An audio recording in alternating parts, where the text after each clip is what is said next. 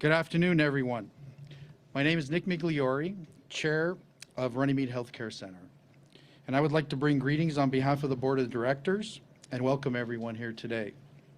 I have the distinct pleasure of introducing our honorable guests who are seated here behind me, beside me as well, and I'm going to read out their names so that everybody's aware. Of course, the Honorable Doug Ford, Premier of Ontario, the Honorable Christine Elliott, Deputy Premier of Ontario, Minister of Health, the Honorable Sylvia Jones, Solicitor General of Ontario, Honorable Michael Tibollo, Associate Minister of Mental Health and Addictions, His Worship John Tory, Mayor of Toronto, Arif Rani, Member of Parliament for Parkdale High Park, Nando Ianaka, Peel Regional Chair, Connie Dijak, President CEO of Runnymede Healthcare Center, James Raymer, Chief of Toronto Police, Matthew Pegg, Chief of Toronto Fire Services, Thomas Carrick, Commissioner of the Ontario Provincial Police, Darryl Wilton, President of the Ontario Paramedic Association, Nish Durapa, Chief of Peel Regional Police, Darren Reese, Chief of Mississauga Fire Services, Paul Raftis, Chief of Toronto Paramedic Services, Rob Grimwood, President of the Ontario Association of Fire Chiefs, Carmen Santoro, President of the Ontario Professional Firefighters Association, John Reed, President of the Toronto Police Association, Mark Baxter, President, Police Association of Ontario, Jason Wheatley, Ontario Representative for the Canadian Association of Fire Chiefs National Advisory Council, Carmen Negro, Board Member of Runnymede Healthcare Center as well. At this moment, I'm going to introduce our President CEO and ask her to come to the podium to address everyone. Thank you, Connie. Well, thank you. We also had a late addition. Somebody's schedule eased up, and so Christine Hargarth could join us. So Christine, thank you so much for making us a priority and coming here today. Thank you. Well, I feel safe. I'm feeling very safe in this little space right here. So thank you so much for joining us today. For those of you who don't know me, and as Nick has said, my name is Connie Dijak. I am the President and CEO of Runnymede Healthcare Center, and I want to welcome you here today and extend a very special welcome to our delegates, those on stage, and all of our special guests seated in front of us here. They're here for one reason only, and that is you. I'd like to begin by recognizing the Honorable Premier of Ontario, Doug Ford. So please give him a round of applause, please. Show him some love. I haven't seen a lot of love lately. Let's do it. You know, Premier, you have been our biggest champion. Your commitment to this comprehensive vision was critical to its success. Your ability to recognize the urgency and need for development of this project is commendable. It will have a profound impact on the lives of first responders and their families for generations to come. Your involvement clearly demonstrates your commitment to first responders, and because of you, this vision has become a reality. Thank you, Premier. Along with your commitment, I must also commend the Honourable Solicitor General Sylvia Jones, who committed to this, her support to this project as soon as she became aware of it. And every time she called me on her way into work to give me my to-do list or to ask what her to-do list was, I literally stood up, like literally, so to take the call. Minister, you will always be my general. Thank you for your support. Honourable Deputy Premier Christine Elliott, honestly, it would not have happened without you. Thank you for recognizing the need to support and approve the planning for this program under the Ministry of Health. The capital planning process is well underway, and we expect to submit our final costs next month. Your ministry has supported us and committed to its success. Thank you. Honourable Michael Tibollo, Associate Minister of Health and Addictions, you championed this vision from the beginning, including coordinating an extremely important piece and providing an introduction to the Peel Regional Chair, Nando Ianaka, and attending the meeting when we presented. Minister, thank you. You are a big, big, big part of today's success. There you are.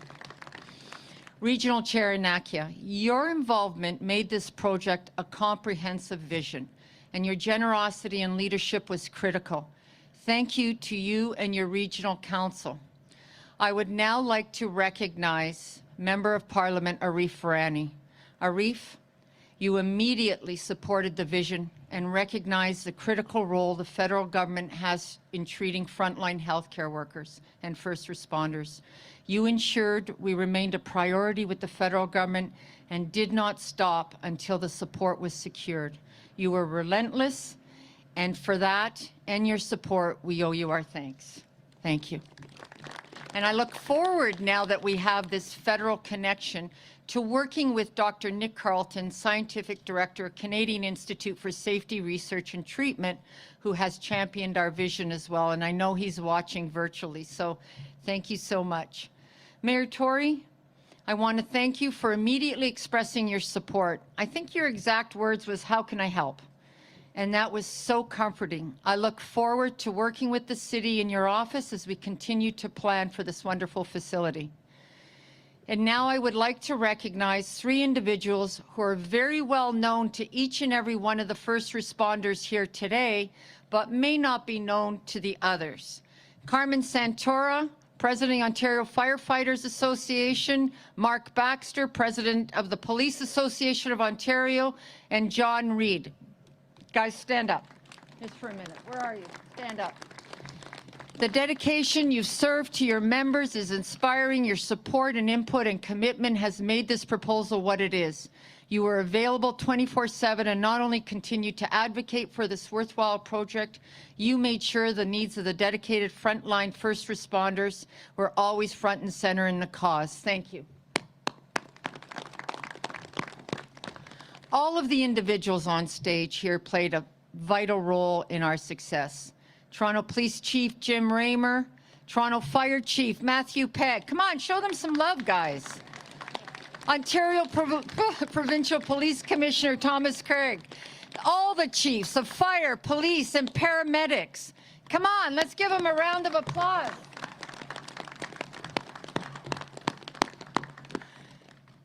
Without your support, never would have happened. So thank you so much. We also have, scroll down, we also have some very important people here.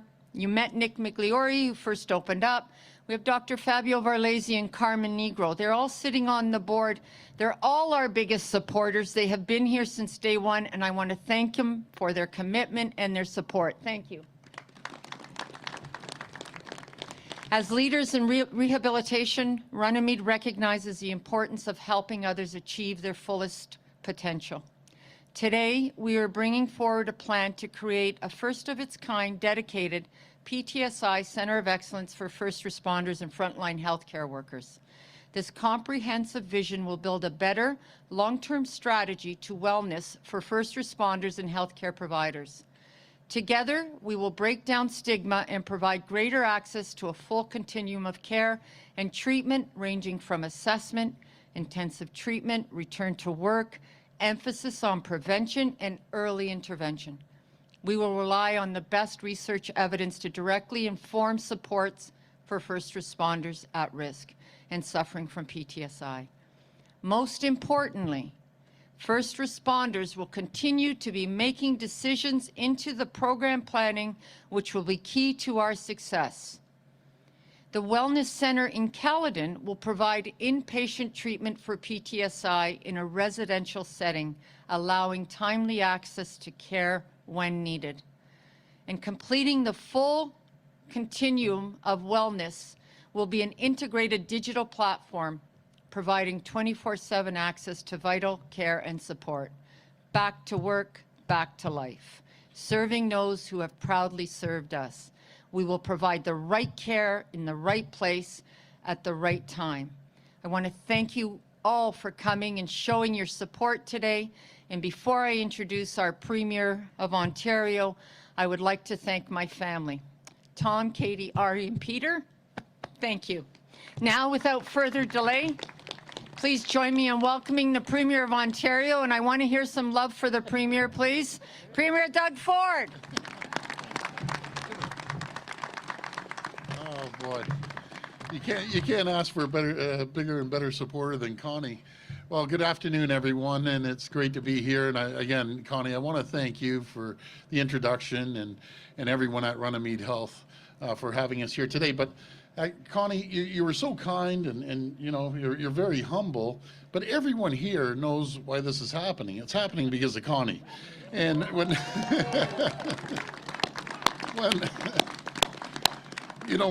when Connie calls you, you just don't say no. You say, yes, how can I help you? And yes, we're going to make it happen. So thank you. Really appreciate it, Connie.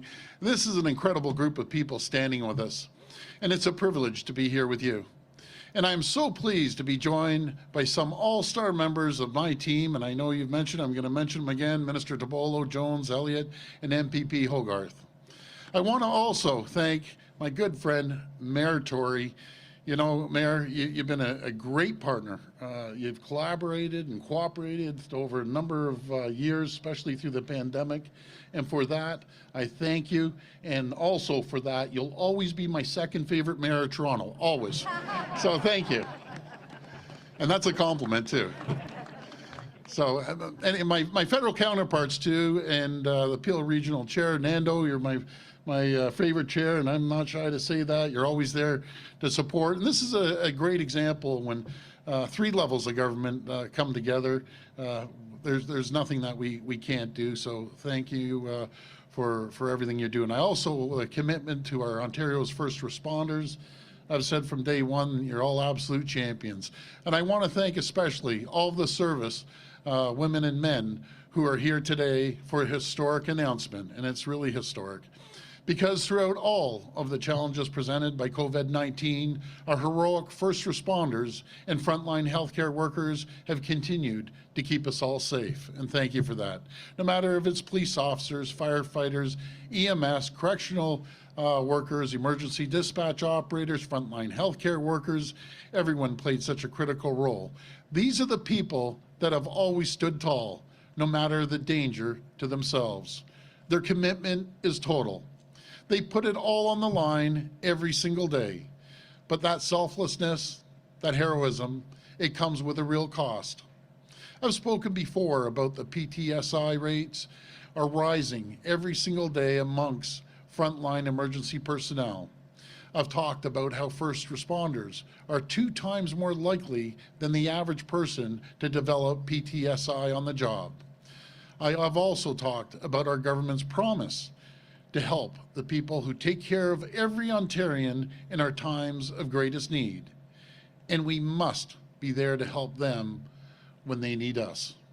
And so today, we're announcing that our government is investing $1 million in Runnymede Health Center's PTSI treatment and wellness program designed especially for first responders.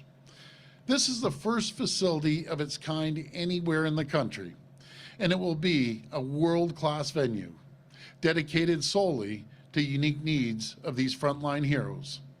Because we must recognize that their experiences and jobs require specialized treatment, and that they face exposure to traumatic events unique to their profession on a daily basis. We must do whatever we can to break the stigma that exists when it comes to their mental health. They must have a safe environment, staffed by professionals who understand them and who will deliver help with no judgment.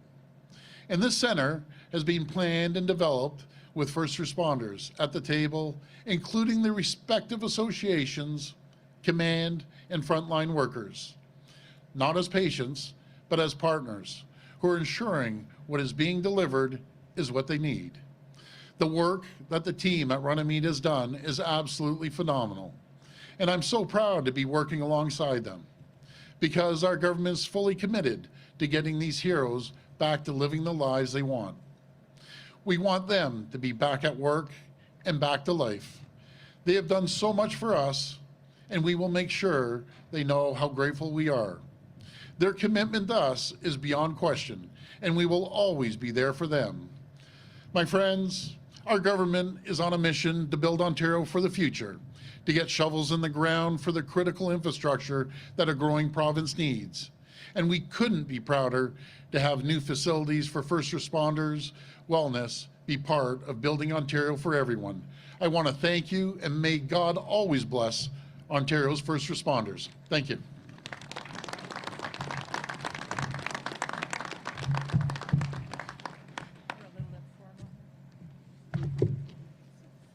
Said in my notes the Premier was to introduce me, but it would have taken so long for him to say all those good things that he had to say that in the interest of keeping the program on schedule, he just let me get up and introduce myself.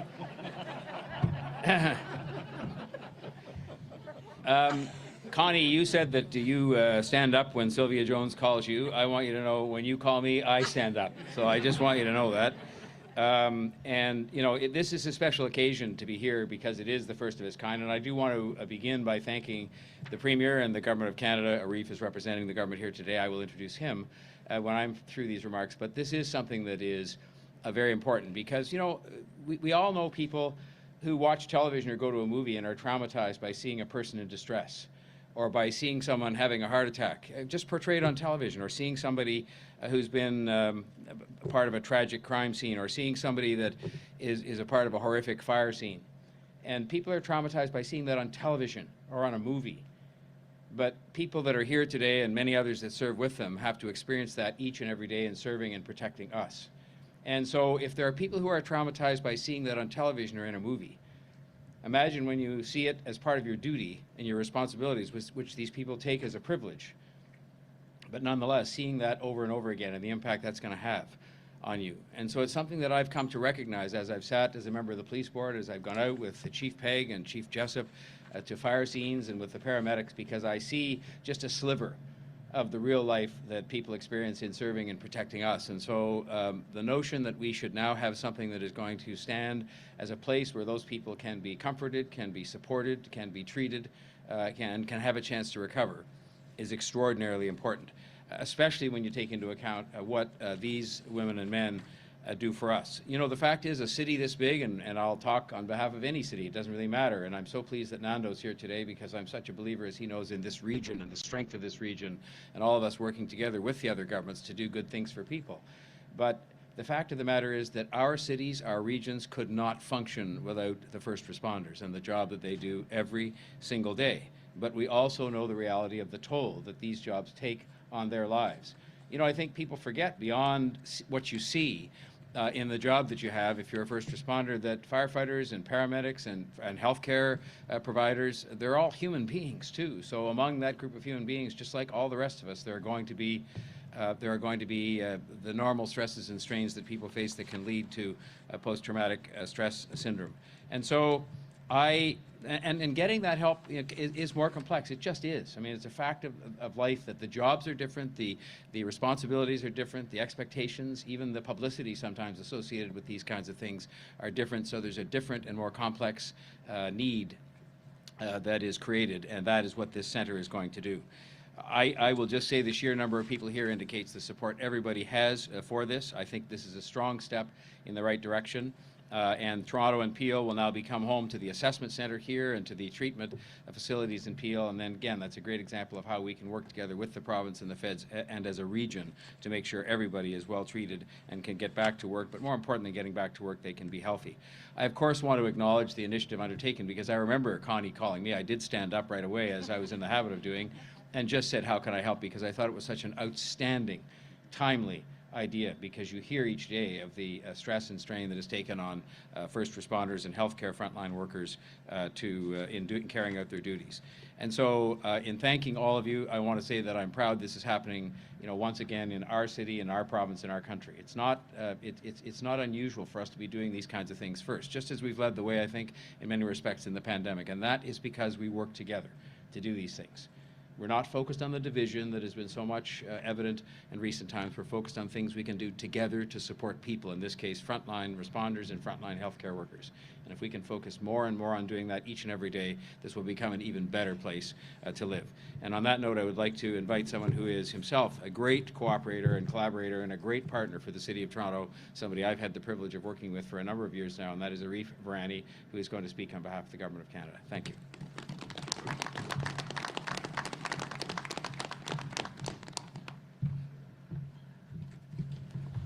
I thought John was going to call me his second favorite MP or something like that, but I guess not. Thank you very much, Your Worship. Thank you, everyone, for having me here. Good afternoon. It's a pleasure to be here among such a distinguished set of people here up on this dais. So Premier, collected ministers, MP Hogarth, Your Worship, Connie, and I'm standing Connie, just so we're all standing Connie. It is really a distinct pleasure to be here. I'm happy also to welcome you here to the riding that I represent. This riding is called Parkdale High Park at the federal and the provincial level. It's the traditional territory of the Huron-Wendat, Haudenosaunee, Anishinaabe, and most recently the Mississaugas of the Credit. Je vais ajouter quelques petits mots en français comme une députée fédérale aussi, parce que c'est un grand plaisir d'être parmi vous autres pour cet événement spécial dirigé par Connie. It's really a testament to sort of all of you, and I have some prepared notes here, but I just want to tell you a tiny bit about Runnymede beyond just what Connie and her team has been able to establish and accomplish. But Runnymede has been around for about 7 decades serving this community, and it's really a testament to what it does for a living. And it helps people in terms of their rehabilitation and just getting better. And also, you know, every speaker has touched upon the pandemic, and the pandemic is obviously something that's present for all of us and has been for about 2 years now. During the pandemic, this community, like many communities, like this entire city, like this entire country, got behind public health guidelines, vaccines, masking, etc. And that's really, really important. But also important is when you have great healthcare institutions like Runnymede joining with the public, providing that information, providing vaccine clinics, providing a sense of security to people that had genuine questions. That's the kind of work that Runnymede does all the time in terms of taking care of people. And what I'm really pleased about this, as you've heard from many of the other speakers, is that now Runnymede, through Connie's leadership, is looking after the people such as yourselves, who I'm looking at right now, you who have been looking after all of us. And I mean this quite directly, and I'm not a man in uniform. I mean, we put on a tie and we pretend that's a politician's uniform. But what I've learned in this job very sincerely is that the men and women in this country, in whatever capacity, whether they're paramedics, firefighters, whether they're police officers, you know, you name it, people that put on a uniform do it with pride, they do it with purpose, but they're also human, as some of the previous speakers mentioned. And you guys are going through things that I can only just fathom, as the mayor mentioned, stuff that you might watch on a screen. And one thing that I've taken to heart as a member of parliament, and I think our government is trying to take to heart very seriously, is addressing stigma. And the fact that you've got somebody like Minister for Mental Health and Addictions, we've got someone similar to that, Carol Bennett, at the federal level. That's a critical statement by governments in this country about how present this issue is, but it's also critical for all of us to embrace where it manifests and addressing that stigma, because sometimes it is the brave people in uniform who are taught so much about bravery for whom that stigma is most acute. So I really salute Connie. Like, we've all made these jokes about Connie, about how fearful we are of her, and it's true, we are fearful of her. But what I also appreciate is that she made a point of saying, Arif, not only do we need to do this, but we need to do this at a dedicated facility. And I remember one conversation we had, she said, it's not that easy for these brave women and men in uniform to just walk into any old place, any old doctor's office, any old institution. Having a dedicated institution will both enhance their treatment, but also make them feel more comfortable. And that's when I really think Connie's at that next level, because she understands that. And I've seen that in her in terms of other things. In non-COVID times, I've been at Remembrance Day events at her hospital, and I've seen the amount of passion she brings to addressing the needs, providing respect and appreciation and gratitude for women and men in uniform. So thank you for continuing to do this today, Connie. It's really, really appreciated. So I've deviated wildly from my notes, and I don't have the teleprompter that Premier Ford and Connie had. But the main reason I'm here is to address the and I don't even have a hole punch. So I'm worried that the wind is going to come by and blow away my sheets. But what I want to say is that I'm here on behalf of my colleague, Minister Marco Mendicino, and his predecessor, Minister Bill Blair, who's well known to people like Chief Reimer and so many others, because we are getting behind this initiative. And what we are getting behind this initiative in doing is providing a funding of $1 million to support the feasibility study for this very initiative. And that's important because I think it's one thing to talk about how important these priorities are. It's the second thing to actually deliver monetarily in terms of financing these priorities. And what that money is going to hopefully be able to do is launch this PTSI center sort of into where it needs to go. And that's about providing innovative treatment. It's about gathering data. It's about hopefully not just treating the people that are coming in, but alleviating the number of people in the future that need to come in by addressing the root causes of what's causing PTSI among these valiant first responders. And I think that's really a testament of what we're trying to do as we go forward. And I'll say to you, as my hands get really, really cold and I struggle to turn these pages, that I'm distinctly proud to serve this community. I'm distinctly proud to do it when we've got such fine institutions led by such amazing individuals such as Connie and such as Runnymede. But I'm also distinctly proud to be able to serve and learn more while I serve in elected office from the men and women that I'm looking at right now, from all of you who do so much to look after us. It is high time we are looking after you, and I hope with this federal contribution, together with our provincial and municipal partners, we start to do a lot more of just that. Thank you very much for having me. Merci beaucoup. Congratulations, Connie.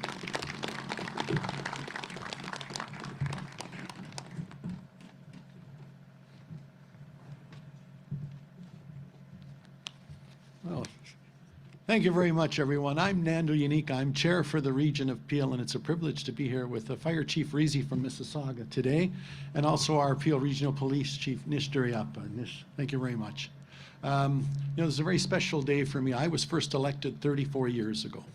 So I've been dealing with first responders as a municipal councillor in Mississauga and as the regional chair for 34 years. I've also had the privilege of sitting as chair of our Police Services Board. And no one gives more at the municipal, provincial, and federal level than our first responders. And that's why this is such a special day. All I have is thanks. I have thanks starting with my dear old friend, Michael Tibollo, who gave me a call, the minister. Michael and I first met 35 years ago working on a charitable venture that's ultimately been successful for seniors. So, Nana, you've got to come and see me. You've got to meet Connie and Dr. Varlese. We haven't never met them before. And so we went to his offices, and they proposed exactly what we have here. And they kept talking and talking and talking. And I said, stop, stop. You had me at hello. And so it was that they needed a piece of land. And I said, on behalf of our council, we've got a piece of land. I didn't know which piece of land, but we got lots of land. We'll find you a piece of land for our first responders.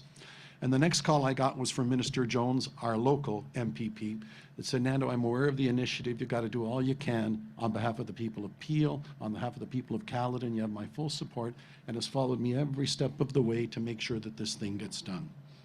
And the next call that I got and spoke with, and Premier, he has a special hello for you today, our dear friend Alan Thompson. And you may be aware it's a little bittersweet. Mayor Thompson of Caledon has just announced he'll be leaving public service after 20 years. And wants this to be part of his legacy. So when I called Alan, he said, Nando, you find us the land, we will zone it right away. We will have this thing up and running. It'll be serviced and ready to go. And then my last call was to Jennifer Innes, who also sends her best, Premier, and said, I'm the local councillor, consider this thing zoned. We are going to make this thing happen. And then we took it to our council, and that was a very short meeting, and we found you a 25-acre piece of land that in Peel on a bad day is $50 to $75 million. And we were happy to put it into the kitty for $2, to transfer it on to our first responders. And I will just say it is an idyllic piece of land because we found you the very best piece, in my opinion, that we have on a highway, but not far from the airport, so everybody can use the facility. But it is an oasis. And with this seed money, we are going to do the prep work. But I say seed money, this thing's a done deal. We've got you your land, we need a little money for some bricks and mortar and the money to operate it, and this thing will happen. And that leads me to my last two comments after thanking my council colleagues for making this thing possible and allowing me to commit to it. The first is, as I said, it was the first chance I got to meet Connie Bijak. And you know the old adage that says if you're in the office and you want something done, you give it to the busiest person? Replace that with just call Connie and it'll get done. And that's what I've learned from her. And she's just been a stalwart, and she's been the nuclear engine that makes this thing run, and you just can't say no to her. She's absolutely right. But I've reserved my greatest accolades for the Premier. You know, I'd never met the Premier until this time. I've never been a member of a political party, by the way. 34 years, I'm just Nando. And I got to tell you, he has put his heart and soul into this on behalf of first responders. And I can let you in on a little secret. You know, the Premier gives his phone number out quite liberally, but says, you know, don't call me to wish me happy birthday or that, because he's a busy guy. But I've texted him from time to time, say, Premier, you've given us our marching orders. I found the land. Premier, we're doing this. Premier, I'm making sure you've got water, sewer, all the services, et cetera, et cetera. And after one of these long messages that's saying everything was on course, the Premier called me personally. And I said, oh, Premier, I'm sorry, I hope my last message was clear. And he said, it was. Oh, okay, did I forget something? No, Nando, not at all. I go, well, this call for, I just wanted to say thank you, because this means so much to me and our first responders. And this has to get done.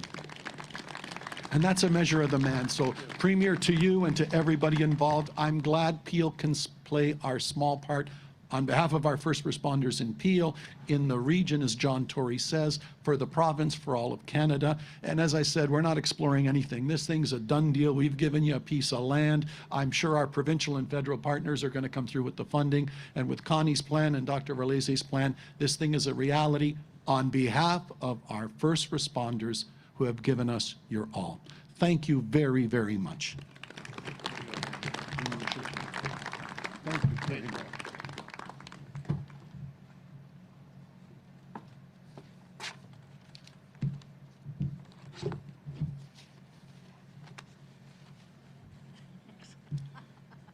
Premier Ford, first responders, honorable guests, good afternoon. My name is Carmen Negro. I'm part of the board members of Runnymede Hospital. I would like to end this afternoon's event by thanking you for participating. Today marks a major milestone in the fight against PTSI. When Connie first approached me in 2019, I was thrilled and embraced the opportunity to work alongside her for this vital project for two major reasons. First of all, if you know Connie, her enthusiasm is contagious. And to anyone who has the pleasure of knowing her, you'll know. And like all of you, she's added so much positivity in our lives. Secondly, my memories of growing up in the city of Toronto, seeing our first responders, was my way of looking up to my heroes, all of you. Whether it was touring the local fire station or having a community police officer come and visit our school. And come on, who doesn't remember Elmer the elephant, the safety elephant?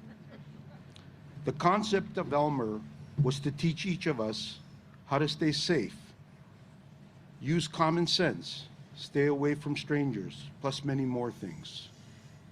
Well, I didn't forget him, and I never will. My childhood, like an elephant, doesn't allow me to forget the good that all of you and your predecessors have done to keep this province safe.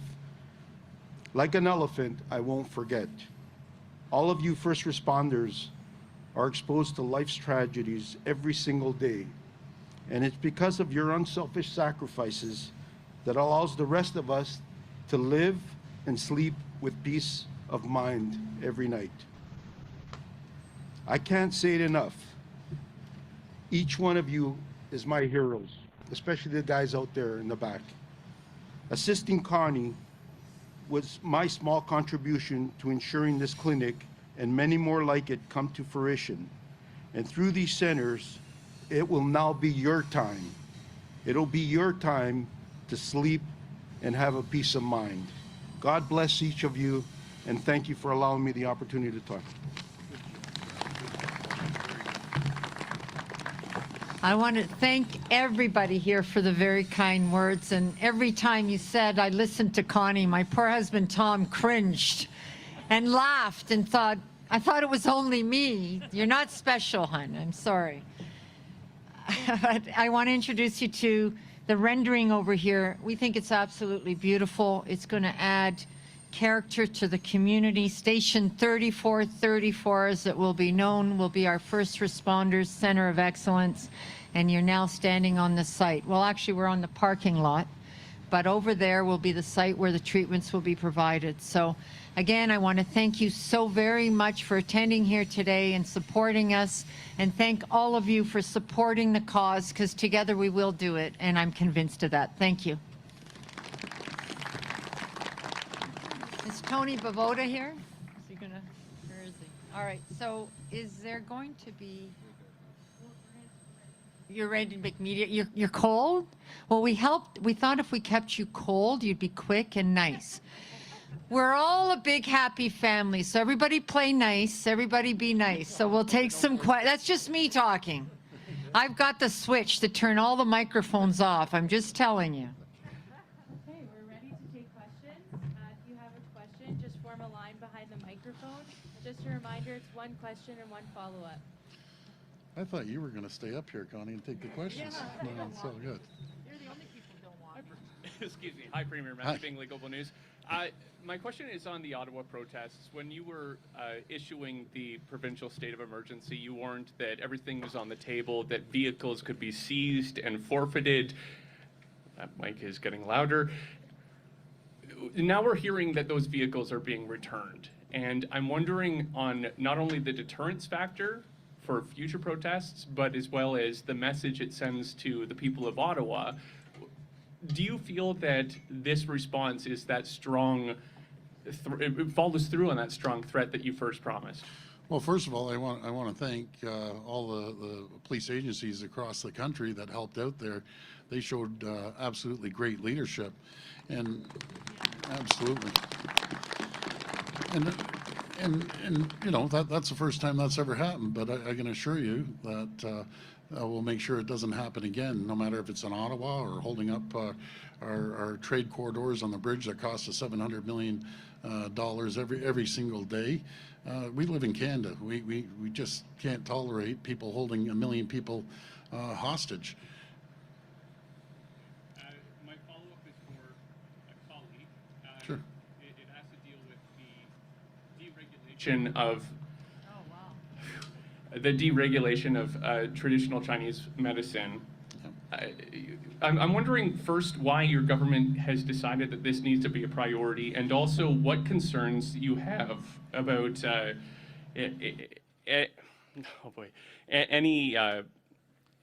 just opening this up to anyone to place a needle in perhaps someone's body in an Ontario body.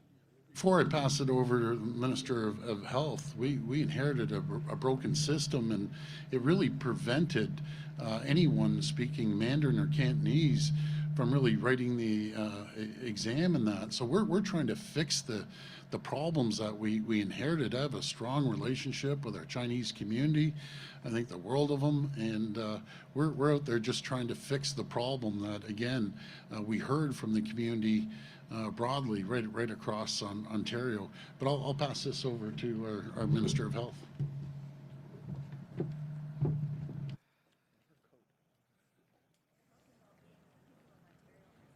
Been our government's first priority, and that remains the same.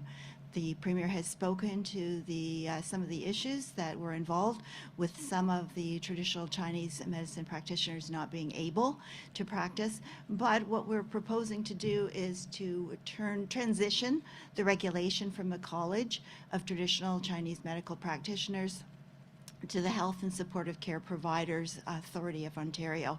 And this is the same authority that regulates personal support workers as well. So we have confidence that they will do an effective job and that they will protect the interests of the people of Ontario. With respect to acupuncture, that is not going to be unregulated. That is going to continue to be monitored and regulated by the local public health agencies. Thank you. Is this one? Oh, is the mic going to work for me? Yes, it seems like it is. Hi, Premier, and everyone else. Premier, my question is for yourself and perhaps the Solicitor General, if she cares to weigh in. Yesterday morning, QP Briefing reported that a member of the Ottawa Police Services Board, well, now no longer a member, Bobby Sueda, had attended the protests in Ottawa. Later on the evening, your office shared that all 3 provincial appointees to the Ottawa Police Services Board had resigned. What did the government learn between the morning and these members' decisions that led to those decisions? Pass that to the Solicitor General.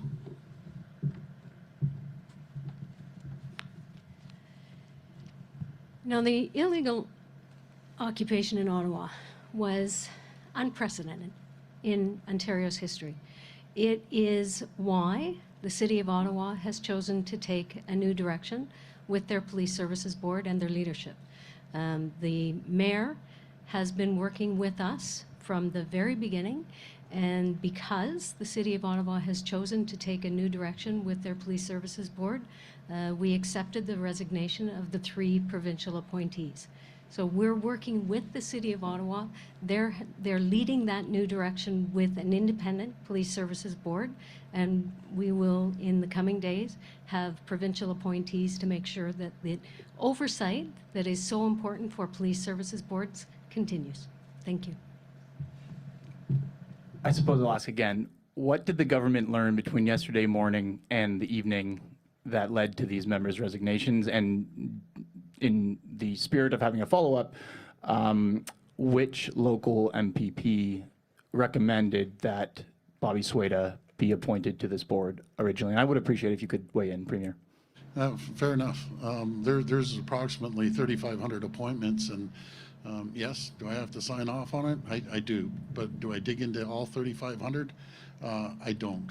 And I'll be able to get the answer on who recommended these. To tell you the truth, I didn't look into every single detail about that appointment, like I don't on the 3,500 appointments. But I can assure you we're going to replace that board with 3 solid members that will be able to represent the people of Ottawa and support our police services in Ottawa. Thank you. Hey, good afternoon, Premier. A question about policing in the province that I think might be of interest to a lot of the people here. When the state of emergency was first enacted on February 11th, you said then, and you said multiple times, that you were going to turn those emergency orders into legislation. The state of emergency ended, I believe, last Wednesday. We haven't seen the legislation yet. Is your government still planning to turn it into legislation, and what are the complications in doing so? Well, Colin, we're looking into that. We're analyzing everything that happened. Again, this is the first time that's ever happened in our country, and there's a lot to review, and we'll be sitting down with our Solicitor General and other folks that were involved to come up with a plan. We just don't do it overnight after we drop the state of emergency. We'll come up with a proper plan, but we're going to make sure that there's a real deterrent for anyone to do this again. On another subject, the subject of masking. I think we ask you this every few days, and I think maybe we're getting closer to the answer. So you've said after March break, you've said sometime in March. Can you give us a date for when the masking policies will be finally lifted across Ontario? Sure. There isn't a person out there that I talk to that says they like these masks. That's first of all. But I always followed the health and science. I've always listened to the chief medical officer, and I'm going to continue to listen to him. And hopefully a recommendation will come over the next week or so, or a couple of weeks, and we'll take him up on that recommendation. Hopefully as soon as possible. Hi, Premier. Natalie Kalana from CBC. I'm offering this question on behalf of a colleague. Considering the average price in Toronto right now for detached homes is $2 million and supply isn't going to change anytime soon, what, if anything, can you do now to help with the price of housing? Well, I'll tell you what we have done. We had the largest housing starts, over 100,000 of them in 30 years, plus the largest rental starts in 30 years as well. We have to cut the red tape and all the bureaucracy. We're working collaboratively with all the municipalities, and I thought we had a really good meeting. I know Mayor Tory was there as well. All of us want to make sure that there's affordable housing right across the province. At one time, it used to be just Toronto and the GTA. It's not. It doesn't matter if you go up north now. But we have a great housing plan. We had a great meeting with the mayors and the chairs across the region, and we're going to make sure that when applications go in, that they get approved as quickly as possible. They're going to make sure they, cross their T's, dot their I's. That's what we need to do. And there's a lot of tools that the province can always help the municipalities out as well, and we'll give them every tool possible to make us a lot quicker when it comes to getting housing starts. And if I may, just a second question for the Solicitor General regarding the Ottawa Police Board. I must have missed it. What was it that the government learned that led to those resignations? As I said previously, it was that the City of Ottawa had taken a new direction, a new leadership with their Police Services Board, and we worked together with the City of Ottawa. We have accepted the 3 provincial appointees' resignation letters, and in the coming days, we will appoint 3 new provincial appointees. I think it's really important for people to understand the process of what goes into becoming a member of a Police Services Board in the province of Ontario. It is a very rigorous process of individuals applying, of interview process, of police record checks, and then the interest and ability for them to perform their duties. The oversight duties of the police services boards is critically important. And the fact that the Ottawa City and Mayor have taken a new direction, we're following their lead. And as I said, we will have 3 provincial appointees very well represented in Ottawa. This will be our final reporter. Hi, Mr. Premier. This question comes in from Cynthia, and Cynthia's asking, we saw what Premier Kenney did in Alberta with the masking. He took away the powers from the actual municipalities to enforce or to create masking regulations. Are you going to do the same on Ontario, or will each individual municipality be able to regulate masks? Well, I've always been a strong believer in working with municipalities. You know, Mayor Tory's shown great leadership. We've worked together, not just with Mayor Tory, but other mayors.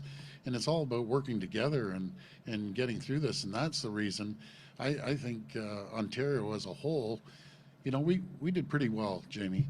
And it's not about one person making a decision. It's about everyone making a decision, no matter if it's our frontline emergency service folks or working with the mayor and them working with the council, us working together through health, and the chief medical officer. You know, the chief medical officer, Dr. Moore, has done an incredible job, and so did Dr. Williams prior to that. It's a real challenge. They're up all night working hard. And I've always said I'm not a medical expert. I've always referred to the chief medical officer. This next question is coming in from Allison Jones. It's about the new regulations about the medicines that are now no longer regulated. And hang on, I'm just pulling up her email right now, please. Why the departure from regulation of the traditional Chinese medicine and acupuncture? There's a lot of practitioners out there who are using it that are shocked as a result of this, and they say they weren't consulted. Well, I have the utmost respect for the Chinese community, and you know, we consulted with many people within that sector. And before I pass it to the Minister of Health again, I want to tell you the reason we did it. There was a tremendous amount of people that were prevented from being a practitioner because they had a language barrier. If they spoke Cantonese or Mandarin, they were out of luck, and I don't think that's fair. We're going to correct that problem. We're going to continue to consult with the Chinese community and people that practice traditional Chinese medicine, because it's important to that community. So we aren't going to change anything until we even further consult and listen to some of their concerns. Obviously, there's some concerns, and we'll make sure we correct it. One. Oh, sorry. Okay, go ahead. I think we've said what we were going to say. Yeah. Okay. Well, I just want to thank our first responders again. Thank you so much, everyone. Thank you.